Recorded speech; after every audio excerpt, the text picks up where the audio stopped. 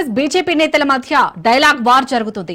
TPCC chief Mahesh Kumar Goud కు కేంద్ర మంత్రి బండి సంజయ్ కౌంటర్ ఇచ్చారు. ఓట్ల చోరీ ఆరోపణలు అర్ధరహితమని విరుచుకుపడ్డారు. 30 ఏళ్లుగా ప్రజాప్రతినిధిగా ఉన్నారని వార్డు మెంబర్ కాని వాళ్ళు కూడా విమర్శించడం సరికాదన్నారు. కరీంనగర్ ప్రజలను మహేష్ గౌడ్ అవమానించారన్నారు.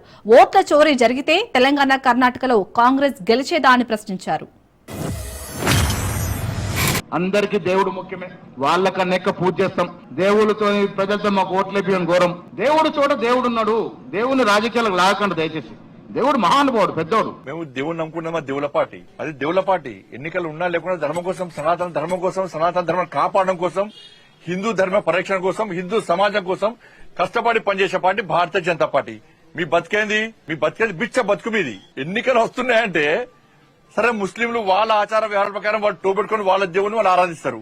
మీరేం చేస్తారు? బిచ్చపోట్లకు పోయి టోపులు పెట్టుకుని నమాజ్ చేస్తారు. మీరు ఓట్ల కోసం. ఓట్లు వచ్చినాయంటే ఇఫ్తార్ విందులు చేసేది మీరు, నటించాడు జీవించేది మీరు, టోపులు పెట్టుకుని నమాజ్ చేసేది మీరు. బిచ్చపోళ్ళు మీరా మేమా? ఇలా ఓట్ చోరీ మూడోసారి మోడీ ఎట్లా అధికారంలో కూర్చుని మిత్రులారా, రాహుల్ గాంధీ ఓట్ చోరీ, ఓటు దొంగతనం చేసి మహారాష్ట్ర లాంటి రాష్ట్రంలో ఒక్క ఇంట్లో సింగిల్ బెడ్రూమ్ ఇంట్లో 49 ఓట్లు ఉంటాయండి. బొంబాయి నాడుకి ఓటు గుజరాత్ లో ఉంది, కర్ణాటకలో ఉంది, తమిళనాడులో ఉంది. అంటే ఎప్పుడు ఎక్కడ రాష్ట్రంలో ఎన్నికలు అయితే అక్కడ పోయి ఓటేస్తున్నాడు. అక్కడ రాహుల్ గాంధీ ఏమో ఓటు తీసేస్తున్నారు అంటారు. కరీంనగర్ లా ఒక్కొక్క ఇంట్లో 200 ఓట్లు మైనార్టీలలో ఉన్నాయి. గతంలో సునీల్ రావు కంప్లైంట్ ఇచ్చారు. ఆ ఓట్లు ఎవరు పడతాయి? దొంగ ఓట్లు పడ్డాలు. ఓట్లు పడ్డాక గెలవాలి వాళ్ళు. ఓట్లు వేసుకున్నా గెలవలే వాళ్ళు. మైనార్టీలలో ఒక్కొక్క ఇంట్లో 50 ఇండ్లున్నాయి. కరీంనగర్ లో ఉన్నాయి. మేము ఫిర్యాదు కూడా చేస్తాం, తొలగించలే. ఆ ఓట్లు ఎటు పడతాయి? అయినా గెలవలేయాలి.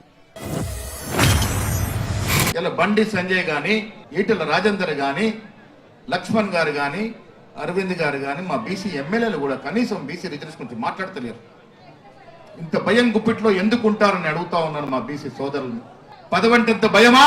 ఎందుకు మీరు బీసీ ప్రధానమంత్రిగా చెప్పుకునే మోడీ వద్దకు వెళ్లి మా రాష్ట్రంలో కాంగ్రెస్ ప్రభుత్వం బేసిక్ గా 2 చట్టాలు తెచ్చింది, వీటికి చట్టబద్ధత ఇస్తామని చెప్పే స్థితిలో ఎందుకు లేరు మీరు అని అడుగుతా ఉన్నాను.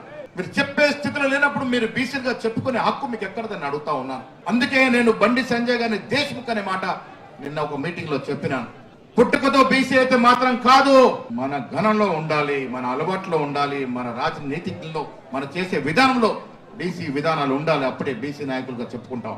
ఇలా బీసీలకు రావాల్సిన హక్కుల్ని కాల రాస్తా ఉంటే వచ్చే తరాలు మిమ్మల్ని ఎట్లా క్షమిస్తాయి?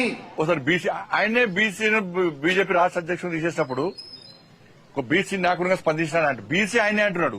బీసీ కాదని ఆయన అంటున్నాడు. ఆయన చూస్తే ఏమంటే గజనీ సినిమా గుర్తొస్తుంది.